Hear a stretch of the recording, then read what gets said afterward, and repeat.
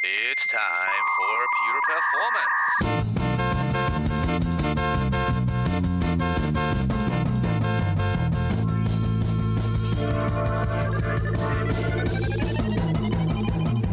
Get your stopwatches ready. It's time for Pure Performance with Andy Grabner and Brian Wilson.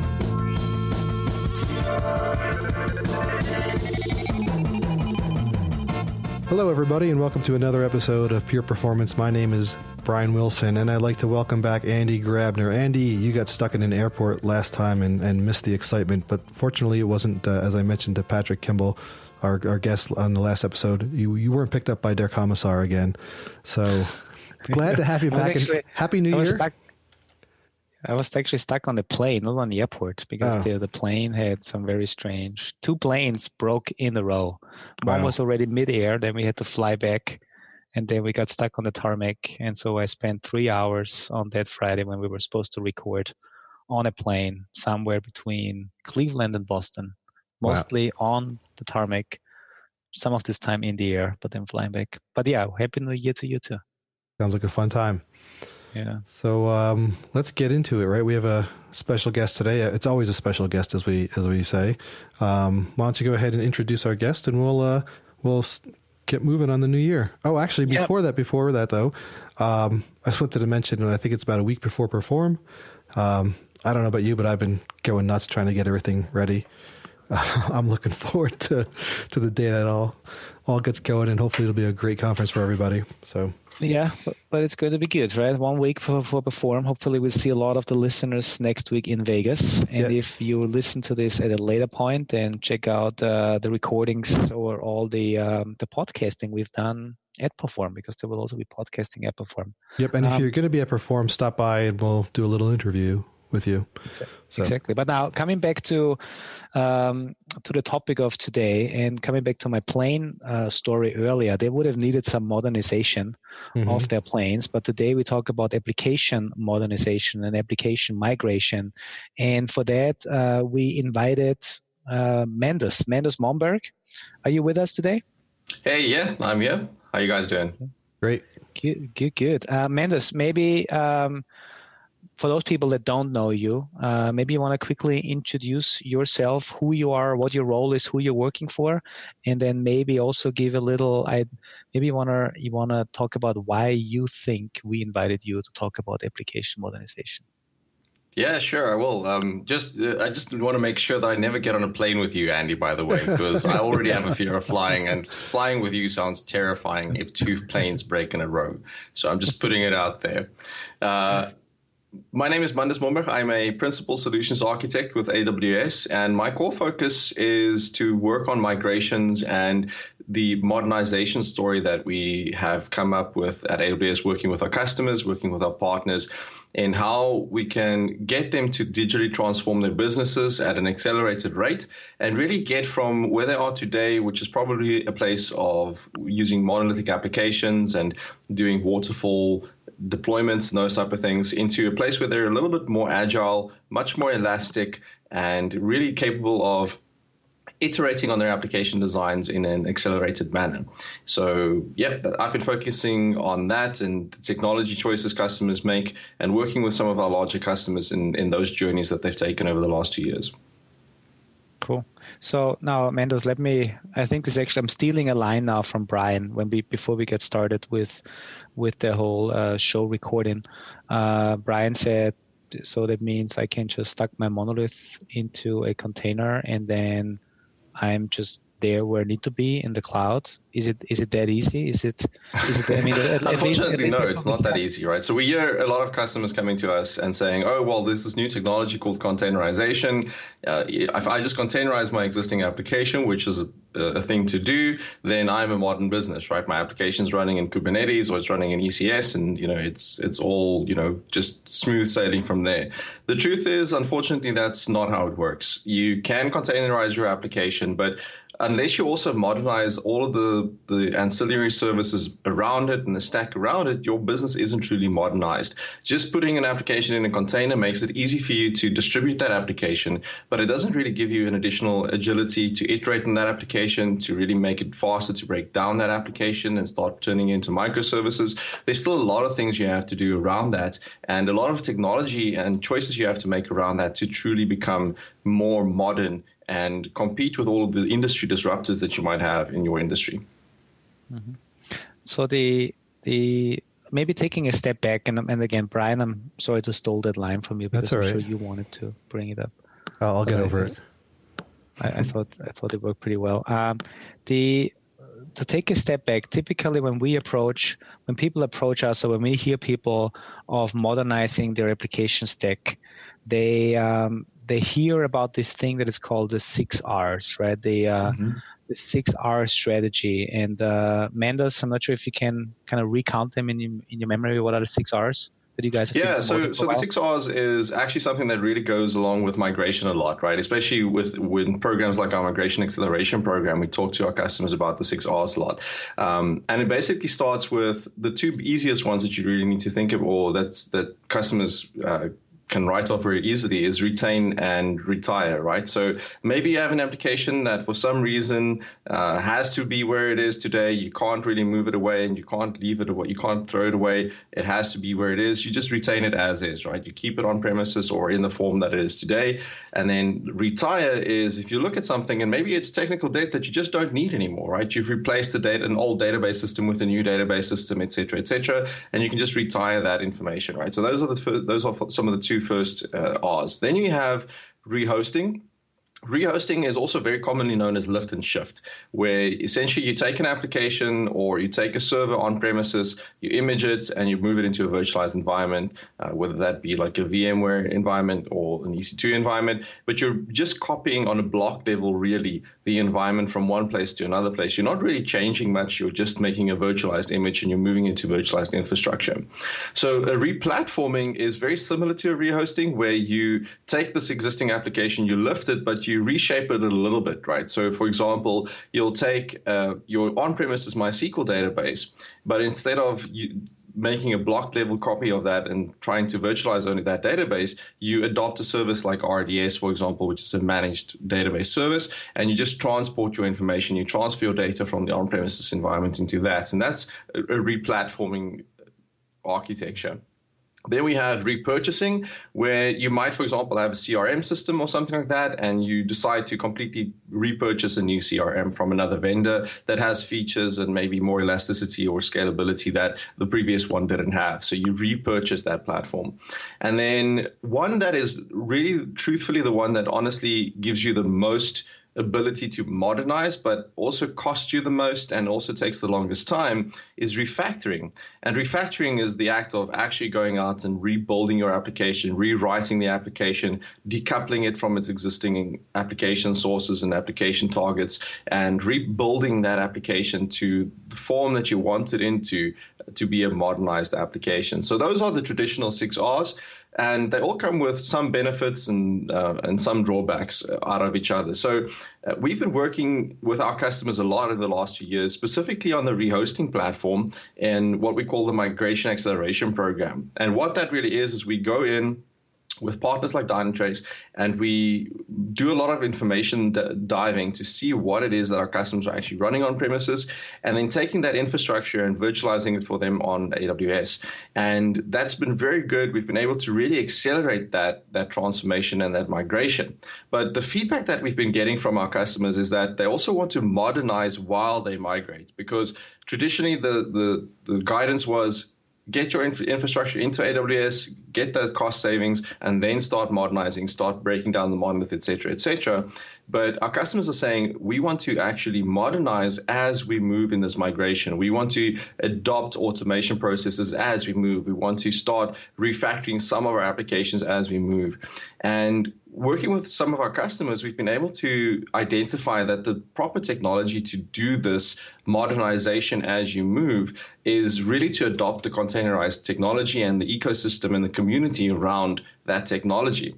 So we're starting to play around with adding another R to the 6Rs and making it 7Rs and calling this R something like refit, where it's a combination of something like rehosting and refactoring, where you modernize your application stack through containerizing your application initially, moving that into an orchestration system, and then also putting in a lot of automation and security principles into it to remodify your application stack and make your application stack more modern. And the three traits that we really test against to see whether your application stack is modern is really to look if you have achieved a couple of things, and that is, did you achieve availability? Is your application always available to your customers? Did you achieve elasticity? In other words, are you ever overpaying for your infrastructure when your customers aren't using it? And can you scale up when your customers are generating a higher demand? And then most importantly is agility. Do you have the capability to make changes to your application and your environment in a short period of time to really be reactive and even proactive to your customers' feedback or to new features that you want to release? How quickly can you iterate on your application and your customer experience, right? That agility is truthfully one of the most important things for us in this modernization. Wow. You know, Andy, before you dive in on that, I just have to say I wish I had heard that before the previous episode. We were talking with Patrick Kimball from Samba Safety, and they had moved to AWS. And everything about the 6Rs you were describing is what we were discussing that they were doing without the context of the 6Rs, though. So if I had known that, I could have put that in much better context. That's awesome, though. So the let me just chime in. So it was fantastic to get this great, fast overview of all the 6Rs, now 7Rs.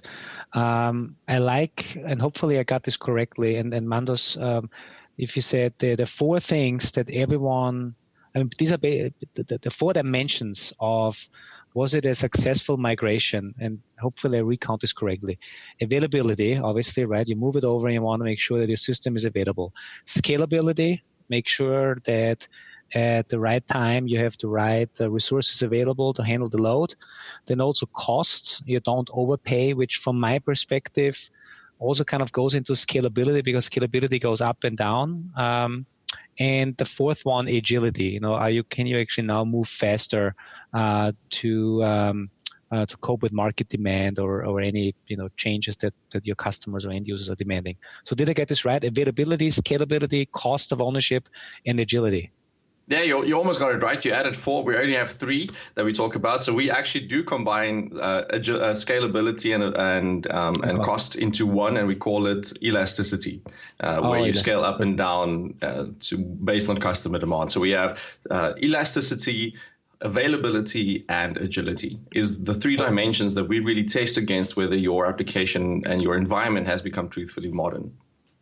Perfect. And now, I know you quickly glanced over the existing 6Rs. Now, you said the rehosting sounds like the easiest. You just basically run your stuff on somebody else's hardware, right? Even though I would assume it still sounds easier as it is, because if you're moving things from one environment to another, I assume people run into configuration issues, like when it comes to network, when it comes to firewalls. Is there anything else that lift and shift that can go wrong or that people have to be aware of? Yeah, rehosting, lift and shift migrations always sound the easiest, and truthfully they are the easiest, but no migration is easy. No migration is easy. That's the first thing that everybody needs to understand. And there are many things that can go wrong. So, for example, dependencies on things like block storage, local storage, databases, firewalls and networking. There's so many things that could go wrong if you're just basically making an image of an on-premises environment and virtualizing that, for example, somewhere, whether it's in the cloud or in a virtualized technology on-premises as well.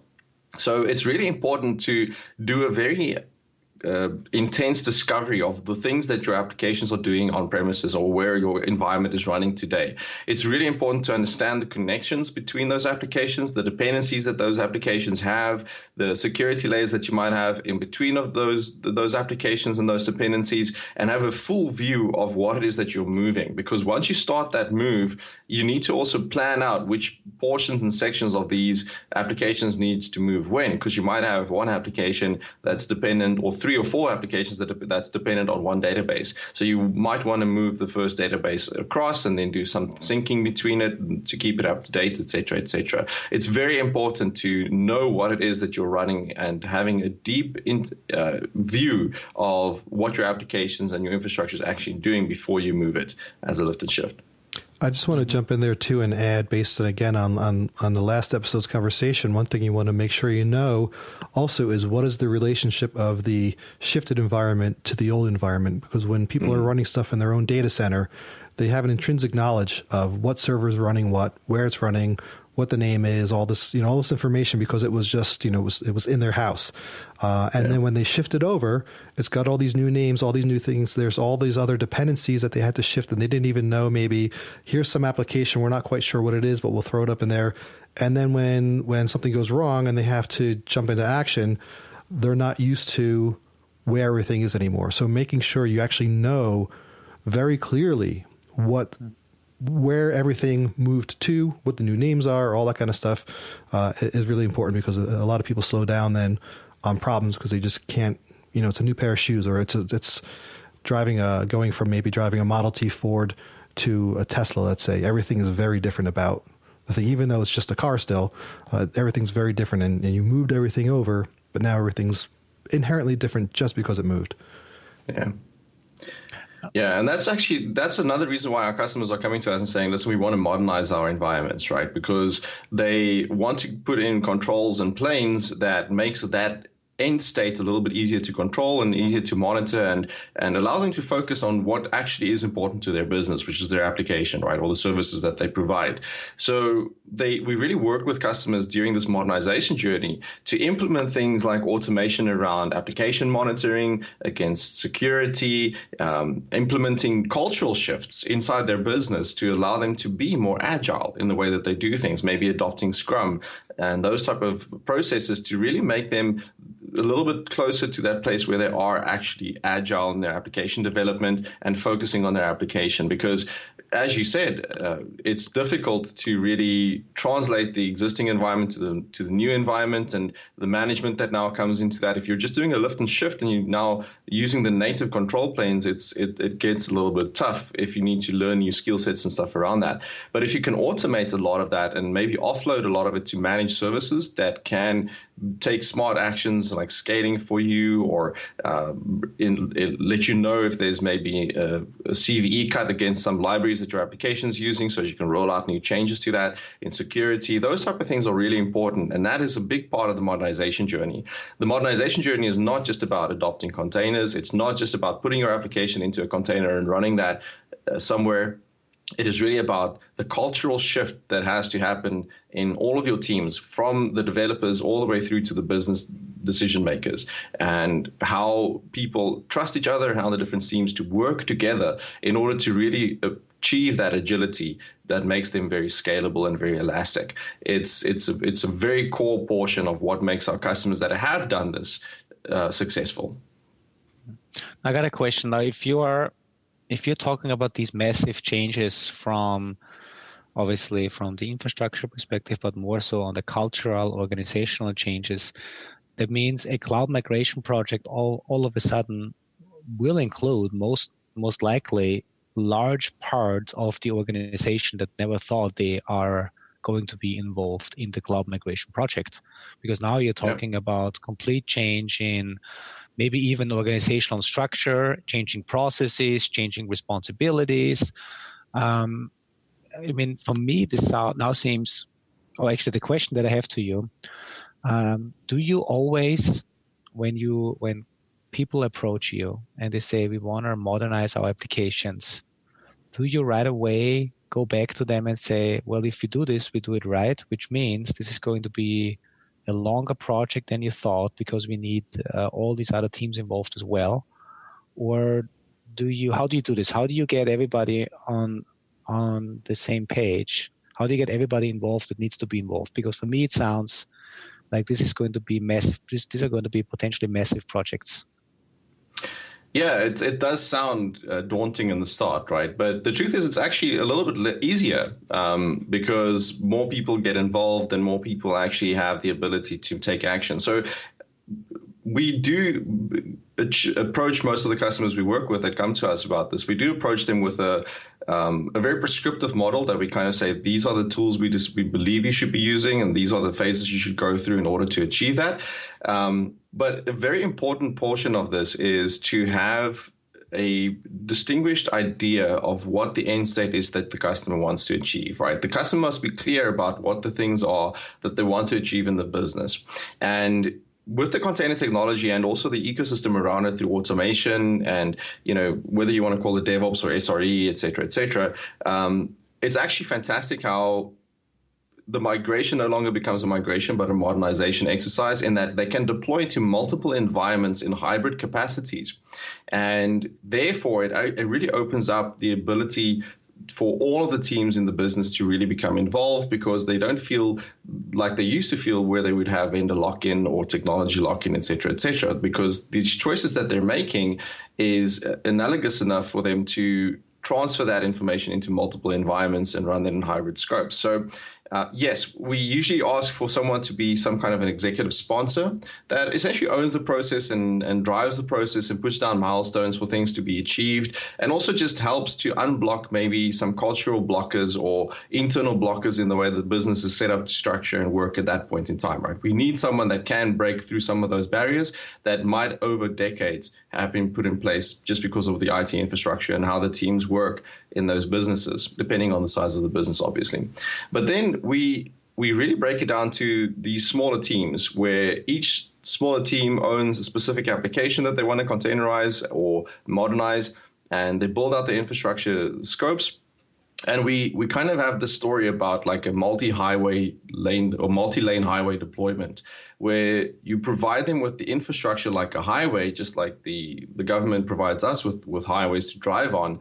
And we just put some road rules in there, right? So we limit them to certain speeds that they're allowed to go, et cetera, the same way we do that with, okay, you have to report a certain security report to us in order to gain access to this highway, right, to this deployment pipeline. These are the things that we want to see first, and these are the tests that we're running. So pen testing teams now work more closely to the individual developers. And we're also shifting, and this is actually very exciting, is we're shifting a lot of the responsibility for the customer experience to the developers, right? So that's the whole shift to the left methodology. Because we did that internally with Amazon a couple of years ago, is we started shifting a lot of the responsibility for the customer experience, the way that the customer actually works with the product, to the developers. And something really interesting happened is we actually saw the developers' code quality go up.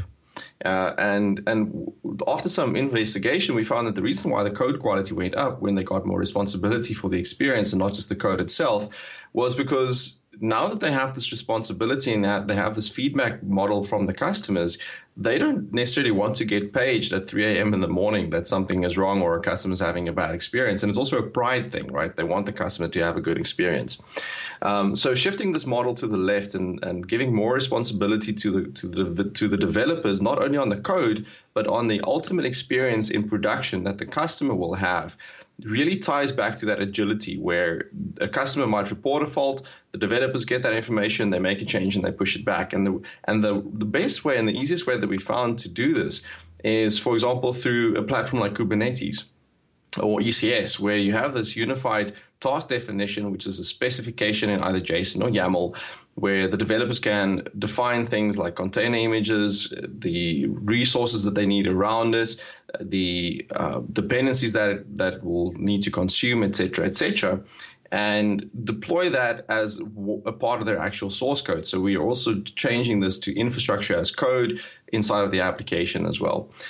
So as the more you shift to the left, your teams actually become smaller. And you don't sit with these large infrastructure teams anymore that need to coordinate things like networking, etc. They kind of become integrated into the smaller teams, and they work closely with these teams to really help them translate their applications to where they are today into a more modern approach. But yeah, so ultimately we do ask for at least some executive sponsorship that can help break down these initial cultural barriers that might have been created over the last couple of years or since the company's inception. Pretty cool. Hey, and when you do these projects, do you then, I would assume you pick maybe an application or a service or some, let's say, smaller or let's say more contained application service that you use as a proof of concept to actually show the customer, hey, let's pick an application that is important for you, but maybe not the most critical one and not the biggest one, and then get it modernized so you can actually learn how this whole thing works, and then we adapt the next step and the next step? Or are you doing a big bang like we do all it takes? It's honestly a combination of the two, right? In the sense that if it's a new customer that really has no experience or no knowledge of the technology stack, that has no DevOps culture really, then we usually do something like a POC where we take a smaller application that has little impact and we containerize that and we deploy that with all the systems and security and stuff. So those teams that ultimately need to be involved can build trust in the technology and understand at least the overall concepts of that technology, right? And we do see that to a fair amount as well. But we've lately seen that most customers that come to us specifically ask for this technology, they've already done their due diligence around the technology. They know what they want from it. They know what they want to achieve with it. They just don't know what they need to choose in order to do it. Because one of the biggest problems that our customers face in adopting things like containerized technologies and automation technologies is that there's just the sheer amount of projects that they can use, right? The sheer amount of tools that they can use. Do they use ECS? Do they use Fargate? Do they use Kubernetes? Do they use Jenkins? Do they, all of these different projects and tools that they can use? They're just overwhelmed with choice. So they come to us and they say, listen, we're bought into this idea. We know that it works. We've seen it work. There's been so much content created about the fact that this is the right way to do it or the best place to go to do it. But which tools should we use, right? What tools should we use? And that's where we kind of step in with a little bit of a prescriptive view of what we have seen with other customers that are successful in the tool choices they make. And we kind of talk about, for example, compliance and our compliance customers, and then the tools they used, and maybe other security, regulated industries or automotive industries, and the tools that they use to be successful around their migrations and their modernization practices. And that kind of sometimes turns into a big bang, right? Where it's that whole thing of build it and they will come, where once the infrastructure teams really put in the base operations and the capabilities for them to deploy infrastructure and containers and maybe even deploy serverless functions through some of these automation pipelines that they put in place, then these teams just get excited and they just adopt this very quickly because they already know the technologies. The exciting thing or a surprising thing that we found about a year ago or so when we really started talking about containers in the enterprise was the amount of enterprise developers that were already using containers on their local development environments, as opposed to the amount of enterprises that actually adopted containerized deployments in production, right? So even though they weren't deploying into containers, developers were already using containers to test against and develop against locally on their own machines, and then handing off the source code after that to the actual deployment teams, and going back to their old waterfall methods. So the technology is usually pretty well known in a lot of these customers that come to us. It's just honestly the choices in which tools to use, how to put those tools together securely, compliantly, and have success in that. That's kind of the approach that we've taken lately. Mm-hmm. I have another question, kind of going back a little bit in the process now, and kind of looping in something we've done together. Not the two of us, but you did it with a colleague. Part of the whole, replatforming and modernization is is the topic that I also brought up in the very beginning, is breaking up the monolith. And I know we did a session together at reInvent with Dynatrace and AWS. You did a session with Carmen and with Peter Heck on breaking up the monolith while migrating to AWS. Is this? This actually perfectly fits into what you see and what you said earlier, your 7th R, right? It's a refitting. So you're moving things over, but while you're moving it over, you're breaking the monolith. You may replace some of the components with something that is already available as a service, so kind of replatforming. You may even repurchase individual components that might be now delivered by somebody that provides the software in an easier way. And then because you're breaking the big monolith into smaller pieces, with that become more agile, and therefore in order to really fully leverage that new agility, you obviously need to change your delivery method. You need to invest in CI/CD. You need to shift left, because otherwise it's a nice one-time effort, but you never really get the fruit of the labor, so to say, if you don't really also change the culture. And I think in your session, I know it's on YouTube, it's the GPSTEC 320 session. And thanks for AWS to putting all these recordings up on YouTube. I think we should put a link in there. It was called Breaking Up the Monolith While Migrating to AWS. In that session, did you also cover all of these aspects? I believe you did, right? Yeah, we touched on some of it. We were focusing more on the breaking down the monolith and the work that we've been doing with Dynatrace on how to identify the portions inside of an application once you've containerized it, how you can break it out of that monolith and containerize smaller microservices and turn each of these units into microservices, which is a very important part of the modernization process in order to scale independently and really become agile. And what you just mentioned, well, essentially all the steps that you've walked through, we're now starting to call that the modernization factory, because we want our customers to build modernization factories. And what we did in that presentation was kind of showing you one portion of that migration factory, or the modernization factory, where you have already put in place the automation pipelines, and now you've deployed your application into a container, but now you want to slowly start breaking down that monolithic application into smaller services without interruption to your actual customers and the business that you're running. And that's where Dynatrace is really an important tool for us to do that, because the introspection that we could get, where we could actually see, for example, our Java application breaking down the functions that are essentially working together and calling each other, and the dependencies on a functional level inside of the application code, to give us an idea of where we need to break down our application into smaller microservices and smaller teams, essentially taking ownership of that, and those dependencies that they might have on external things like databases and Postgres and those type of things. So once that modernization factory is in place, the automation, the security checking, etc., is in place, and you get that information for breaking down the monolith through discovery. And getting that information is really important, because you need to plan as well the breakdown of the application. You can really go down into this modernization process where you are breaking down this monolith completely without your customers even noticing that it's gone and made that transition from a monolithic application to a microservices application. Because of the environment that you're running it in now, you have things like service discovery through DNS and other mechanisms that you can put in place to route traffic between your monolithic application, or you can even try and hit the microservice and the monolithic application in single requests, and then make sure that there's like a competency check to see if the data that's being returned is the correct data for a period of time before you switch off the monolithic routes, et cetera, et cetera. It's a really exciting technology for us to use to break down this monolith. And once you really achieve that true breakdown, where the monolith is now turned into microservices, you're really more modern in the sense of you're more agile. You can make iterations a lot easier, a lot faster to your application. You will scale independently on the different loads, so it makes you elastic. And because you're elastic, because you can scale, your availability skyrockets, and your applications will be a lot more available and integrated integrating that with things like load balancers and application monitoring and smart scaling and things like that, you truly sit with a digitally transformed modern application stack without any downtime or any interruption to your customer services.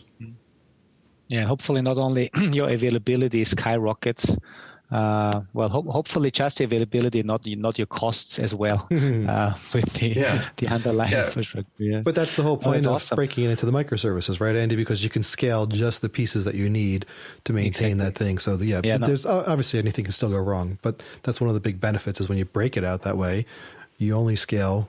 And I'm not saying this for you, Andy, because you know this, but for other people listening, you're not scaling everything. You're scaling up one small little piece. Yeah.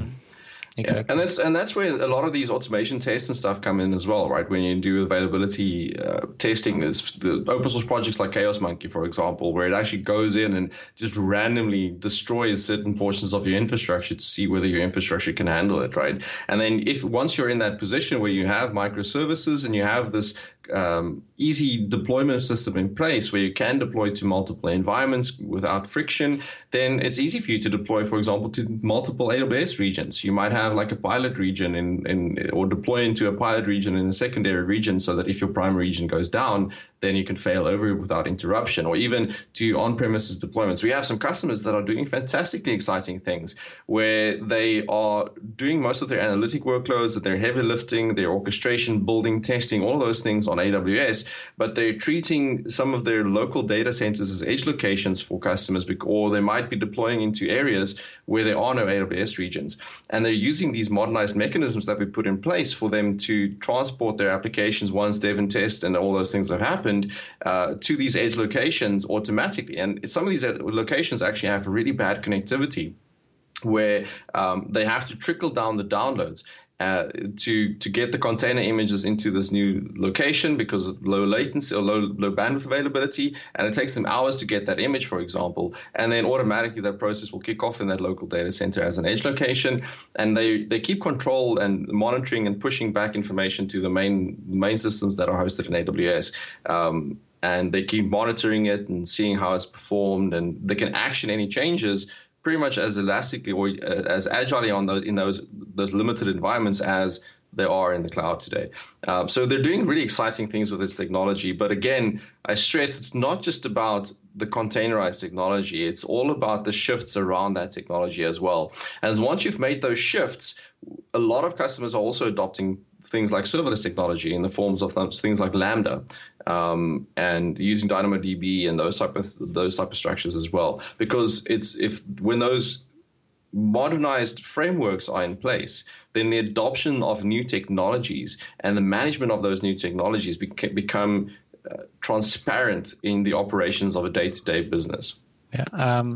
Can you maybe to round it up, because I think obviously we could talk for forever on these individual 7 Rs now and dive into more of the best practices and things you've learned, but kind of to round it up, if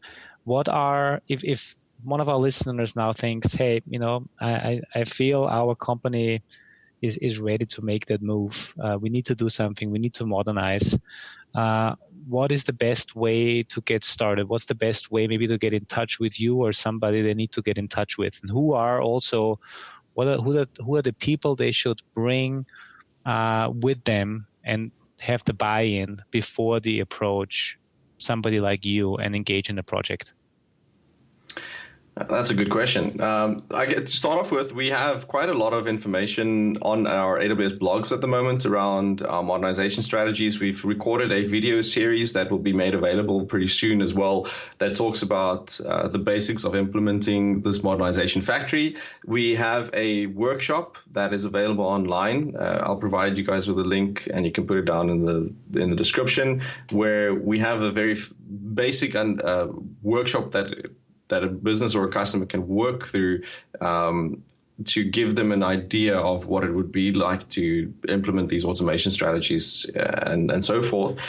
So all of that's available today. We're iterating on that. We're extending this workshop in the next 2 months. We'll be adding a lot of content to it. then how to get in contact with us would be simply through your AWS account manager.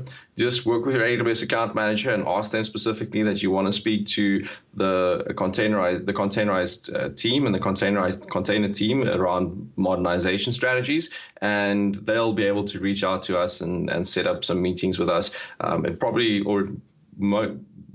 won't be me directly. It would probably be some of the other essays on the team that will engage with you and help you build this modernization factory. And then who needs to come with you is really the decision makers needs to have a buy-in on this, right? Like, at least if you don't know the technology yet, if you're still just in your discovery phase and you want to ask us questions, then just bring yourself, right? Like, we're happy to answer any questions and enable you with as much information as you need to take to the decision makers to help them understand what the benefit is for them to adopt this technology and this cultural change. You need someone that can have executive buy-in to really break down those barriers that we spoke about earlier. But if you don't feel enabled yet to speak to bring those people, don't worry about it. Just come to us anyway. We'll enable you. We'll help you get the information that you need and structure the value proposition that you can take to your decision makers. Cool. Thank you so much. I wanted to bring this out there because we often get people that come to us and say, well, how do we get started? I mean, what's my next step? What's the information I need to provide? And I rather give them like a list that you just iterated and say, this is the things you should do, and then come to us, or come to us anyway and we can help you. But I think it's always important to point out to help people with the next step. And so thanks for giving us that overview. Brian, is there anything from your side that we missed? Andy, I think I'm going to happily turn the rein back to you to summon the summarator, because last episode I had to do it, and let me tell you, it was a blast. I had so much fun doing the summary. So I'm going to summon the summarator for you to come back and do it now, Andy. Unless you have anything else you want to add before you go into it. No, good. Please. Come on, do it. All right. Well, Mandus, thank you so much for that session. I think it's a topic that we hear constantly from the people we talk to that come to us when it comes to modernizing their stack. Obviously, they come to Dynatrace when it comes to the digital transformation and monitoring. But every time when people come to us now, they exactly say, well, we need to move to the cloud. We need to move to Kubernetes, to OpenShift, to Cloud Foundry. And hearing from you on the approach to take to actually modernize not only individual apps, but basically what you said is you're modernizing the whole organization, because it's not just about lifting and shifting, rehosting, replatforming. It's refitting, but not only refitting your software stack, but it's really refitting your organization to be fit for the digital future. That's what this is all about. That's why I also like your refit, your 7th R now, where you said the best approach is really to take things, move it to the cloud, but then reshape and refactor it in one, but then also refactor your organization, because with modernization, you can only reap the benefits of your technical modernization if you also make a cultural shift, and that obviously goes hand in hand with organizational changes. It's great to know that whoever wants to go down that lane needs to make sure to bring decision maker buy-in, because that obviously in the end you will need it, because large organizational changes only come from decision maker buy-ins. And I think the last one that I want to reiterate is kind of the 3 dimensions of how you can actually measure the success of such a project. If you are modernizing your applications or services, or if you're modernizing your digital organization now, you should measure yourself by your availability, right?